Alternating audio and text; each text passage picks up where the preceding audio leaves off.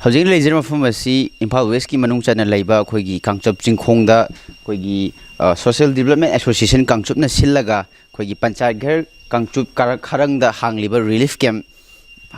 ꯀꯦꯝꯞꯗꯅꯤ ꯍꯥꯏꯔꯤꯕ ꯃꯐꯝ ꯑꯁꯤꯗ ꯑꯩꯈꯣꯏꯒꯤ ꯆꯍꯤ ꯑꯃꯒ ꯊꯥ ꯇꯔꯦꯠ ꯍꯦꯟꯖꯜꯂꯛꯂꯕ ꯆꯍꯤ ꯑꯅꯤ ꯃꯄꯨꯡ ꯐꯥꯖꯤꯜꯂꯛꯀꯗꯧꯔꯕ ꯀꯥꯡꯂꯨꯞꯀꯤ ꯏꯔꯥꯡ ꯂꯝꯗꯝ ꯑꯁꯤꯗ ꯊꯣꯛꯂꯤꯕ ꯀꯥꯡꯂꯨꯞꯀꯤ ꯏꯔꯥꯡꯁꯤꯅ ꯃꯔꯝ ꯑꯣꯏꯔꯀꯥꯟꯗ ꯍꯥꯏꯔꯤꯕ ꯃꯐꯝꯁꯤꯡ ꯑꯁꯤꯗꯒꯤ ꯑꯩꯈꯣꯏꯒꯤ ꯂꯥꯟꯖꯦꯟꯅꯔꯛꯇꯨꯅ ꯔꯤꯂꯤꯐ ꯀꯦꯝꯞꯁꯤꯗ ꯂꯩꯔꯤꯕ ꯑꯩꯈꯣꯏꯒꯤ ꯏꯃꯥ ꯏꯕꯦꯜ प्रजाꯁꯤꯡ ꯏꯄꯥ-ꯏꯄꯜ ꯃꯌꯥꯝꯁꯤꯡꯅ ꯀꯔꯝꯕ ꯑꯋꯥꯕ ꯈꯨꯗꯣꯡꯆꯥꯗꯕ ꯃꯌꯥꯝ ꯃꯥꯌꯣꯛꯅꯔꯤꯒꯦ ꯍꯥꯏꯕꯗꯨ ꯑꯩꯈꯣꯏ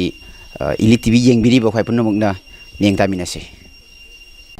ꯃꯁꯤꯅꯤ ꯉꯁꯤꯃꯛ ꯑꯩꯈꯣꯏꯒꯤ ꯏꯂꯤꯠ ꯇꯤꯚꯤꯒꯤ ꯄꯥꯎꯃꯤꯅ ꯀꯣꯏꯅ ꯆꯠꯇꯨꯅ ꯑꯩꯈꯣꯏꯒꯤ ꯂꯧꯔꯨꯕ ꯑꯩꯈꯣꯏꯒꯤ ꯃꯤꯠꯅꯨꯕ ꯄꯥꯎꯗꯝꯒꯤ ꯁꯔꯨꯛ ꯑꯃ ꯑꯣꯏꯅ ꯑꯩꯈꯣꯏꯒꯤ ꯀꯥꯡꯆꯨꯞ ꯆꯤꯡꯈꯣꯡ ꯍꯥꯏꯕ ꯇꯥꯔꯦ ꯑꯩꯈꯣꯏꯒꯤ ꯃꯔꯨꯑꯣꯏꯅ ꯑꯩꯈꯣꯏꯒꯤ ꯏꯝꯐꯥꯜ ꯋꯦꯁ ꯗꯤꯁꯇ꯭ꯔꯤꯛ ꯑꯃꯗꯤ ꯀꯥꯡꯄꯣꯛꯄꯤ ꯗꯤꯁꯇ꯭ꯔꯤꯛ ꯑꯅꯤꯒꯤ ꯗꯤꯁꯇ꯭ꯔꯤꯛ ꯕꯣꯔꯗꯔꯁꯨ ꯑꯣꯏꯔꯤꯕ ꯃꯐꯝ ꯑꯁꯤꯗ ꯑꯩꯈꯣꯏꯒꯤ ꯂꯩꯔꯤꯕ ꯑꯩꯈꯣꯏꯒꯤ BDF ꯏꯆꯤꯟꯅꯥꯎꯁꯤꯡ ꯍꯥꯏꯕꯗꯤ ꯂꯤꯇꯜ ꯁꯤꯛꯁ ꯁ꯭ꯀꯨꯜꯗ ꯂꯩꯔꯤꯕ BDF ꯄꯔꯁꯣꯅꯦꯜꯁꯤꯡꯅ ꯊꯦꯡꯅꯔꯤꯕ ꯈꯨꯗꯣꯡꯆꯥꯗꯕ ꯑꯃꯗꯤ ꯃꯐꯝꯁꯤꯗ ꯀꯔꯝꯕ ꯄꯥꯝꯗꯕ ꯈꯨꯗꯣꯡꯊꯤꯅꯤꯡꯉꯥꯏ ꯑꯣꯏꯕ ꯊꯧꯗꯣꯛꯁꯤꯡ ꯊꯣꯛꯄ ꯍꯥꯏꯕꯗꯤ ꯇꯣꯉꯥꯟ ꯇꯣꯉꯥꯟꯕ ꯃꯐꯝꯁꯤꯡꯗꯒꯤ ꯃꯤꯆꯝ ꯄ꯭ꯔꯖꯥ ꯀꯌꯥ ꯑꯃ ꯑꯩꯈꯣꯏꯒꯤ ꯃꯐꯝꯁꯤ ꯂꯥꯟꯁꯟꯗꯨꯅ ꯑꯩꯈꯣꯏꯒꯤ ꯕꯣꯔꯗꯔꯁꯤ ꯀ꯭ꯔꯣꯁ ꯇꯧꯔꯒ ꯆꯪꯉꯨꯅꯕ ꯍꯣꯠꯅꯕꯗꯒꯤ ꯀꯜꯍꯧꯕ ꯑꯁꯤꯅꯆꯤꯡꯕ ꯑꯗꯒꯤ ꯑꯇꯣꯞꯄ ꯃꯐꯝꯁꯤꯗ ꯂꯩꯔꯤꯕ ꯑꯩꯈꯣꯏꯒꯤ ꯄꯔꯁꯣꯅꯦꯜꯁꯤꯡꯁꯤꯒꯤ ꯑꯣꯏꯕ ꯑꯩꯈꯣꯏꯒꯤ ꯑꯋꯥꯠꯄ ꯑꯃꯗꯤ ꯈꯨꯗꯣꯡꯆꯥꯗꯕ ꯃꯌꯥꯝ ꯑꯃꯁꯨ ꯐꯣꯡꯗꯣꯛꯄꯤꯔꯛꯏ ꯃꯁꯤꯒꯤ ꯃꯇꯥꯏꯗ ꯑꯀꯣꯏꯕꯁꯤꯗ ꯂꯩꯔꯤꯕ ꯑꯩꯈꯣꯏꯒꯤ ꯔꯤꯂꯤꯐ ꯀꯦꯝꯞꯁꯤꯡꯗ ꯂꯩꯔꯤꯕ ꯑꯩꯈꯣꯏꯒꯤ ꯏꯃꯥ ꯏꯕꯦꯜꯁꯤꯡ ꯑꯗꯒꯤ ꯂꯩꯔꯤꯕ ꯃꯌꯥꯝꯁꯤꯡꯁꯤꯒꯤꯁꯨ ꯑꯩꯈꯣꯏꯒꯤ ꯂꯩꯉꯥꯛꯀꯤ ꯃꯥꯏꯀꯩꯗꯒꯤ ꯆꯥꯅ ꯊꯛꯅꯕ ꯆꯦꯡ ꯍꯋꯥꯏ ꯄꯤꯔꯛꯂꯒꯁꯨ ꯑꯇꯣꯞꯄ ꯗꯔꯀꯥꯔ ꯇꯥꯕ ꯄꯣꯠꯂꯝꯁꯤꯡ ꯃꯌꯥꯝ ꯑꯃ ꯂꯩꯔꯛꯄꯅ ꯃꯔꯝ ꯑꯣꯏꯔꯀꯥꯟꯗ ꯑꯋꯥꯕ ꯀꯌా ꯑꯃ ꯃꯥꯌꯣꯛꯅꯔꯤ ꯍꯥꯏꯔꯤꯕꯁꯤꯡ ꯑꯁꯤ ꯑꯊꯨꯕ ꯃꯇꯝꯗ ꯑꯩꯈꯣꯏꯒꯤ ꯂꯩꯉꯥꯛ ꯄꯥꯏꯕꯤꯔꯤꯕꯁꯤꯡꯅ ꯏꯔꯥꯡ ꯑꯁꯤ ꯊꯣꯛꯂꯤꯕ ꯏꯔꯥꯡ ꯑꯁꯤ ꯂꯣꯏꯁꯤꯟꯅꯕ ꯍꯣꯠꯅꯕꯤꯗꯨꯅ ꯂꯣꯏꯁꯤꯟꯕꯤꯔꯒ ꯌꯨꯝꯗ ꯍꯜꯍꯟꯕꯤꯕ ꯑꯃꯗꯤ ꯍꯥꯏꯔꯤꯕ ꯄ꯭ꯔꯣꯕ꯭ꯂꯦꯝꯁꯤꯡ ꯑꯁꯤ ꯑꯩꯈꯣꯏꯒꯤ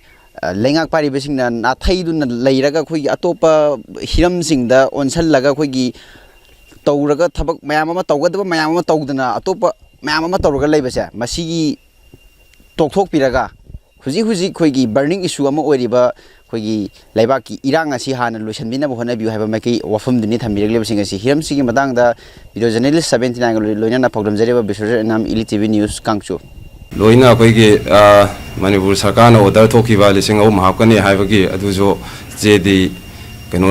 उरे अदुगा हौजि पाउगेदि हापा खोटपदि लेट्रि अदु तवनिंगबजे अखोइ BDF की अखोइ तोलोब याम बनते अखोइ 10,000 मुक्तनि फंगिजे अवाबजे खितंग उरगा सरकारना अदुमजो हापनिंगी अखोइगी मीजिजो अदुम हौजिसे स्ट्रिंगजे याम वाले मीजो खरा अदुम रेचोंदा लेबने मीजो खरा स्ट्रिंगजे खरा हेलानिंगी अदुमाइना ड्रोनजे अखोइगी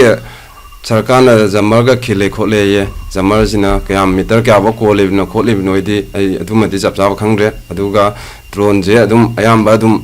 नुतिगी अदुम पाइरे ngarangjo अदुम पाइरे ड्रोनजे अदुम सिगी अखोइगी हेक मथकसिदा CRP लेरिमनी सेंट्रल फोर्स मयाम लेरिमनी सि मखादा नौ MRIRP लेरिमनी अखोइने हेक थेंगनारिसिदि हेक चिंखोंदे हेक थेंगनारे अखोइगी कोई BDF इचिनाउन थेंगनारे ड्रोन दे अदुम लेपते हाइदारे जमरदि अदुम खिले अदुना अखोइगी मणिपुर सरकारगी हाइदारे ड्रोन खिलेबदो अदुगिदो अंगतंग फंक्शन तवनिंगी लेरिबा लिलकेमसिदा अखोइना वाना खांगबसिदा सरकारनादि पांगी चेंग हवाई वातना पि अदुबु अवातपना हेले खितंग मिएंग चंगहिंबा अहेंबा पिबियो सिमगा थमजगे अदुगी मखादा लोइना अखोइना युम चंगबा यादना चही अनि फागदौबसिदा सुमाइना अखोइ पुंसिसे लेलगा लेरो हाइबिब्रा सरकारगी मिएंग पामजै सी अखोइ युमदा नुंगाइना वागेरा नंगरी युमदा लेहनबियो सरकारगी मफमदा हाइजरी अदुना आइगी याम हा थोइना ngangbaju हाइजदे ख्वाइदगी हेना पामबदी मयामसी अवाबसी लोइना वामिनरंबा याय अदुबो अखोइगी जगा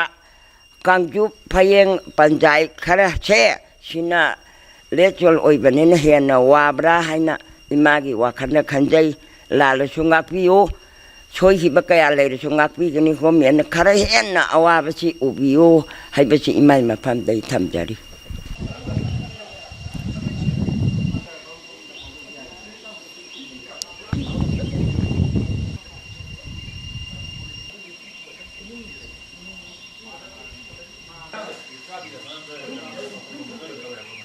시발 파울이니 사실 파울이니 시지가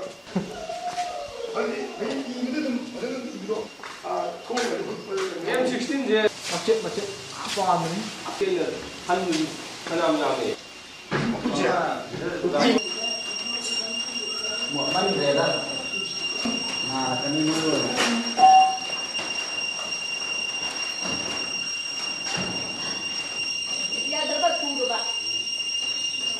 bao nhiêu thấp phần cài thì mà thủ phần này thì lại hay đi